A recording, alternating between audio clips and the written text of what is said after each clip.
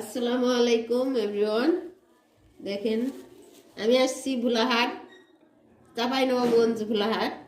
জামাই বালিশ মিষ্টি, ছানার বালিশ মিষ্টি, তা আপনাদের সাথে শেয়ার করি। দেখি ভোলাহাটের বালিশ মিষ্টি কেমন আর খেতে কেমন স্বাদ। দেখেন অনেক বড়,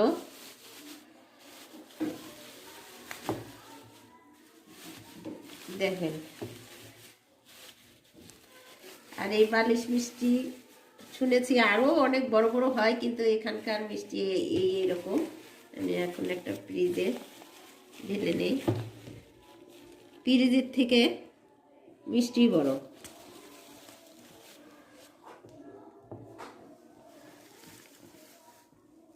এই যে দেখেন, ফ্রিজের থেকে মিষ্টি আমার বড় হয়ে গেছে।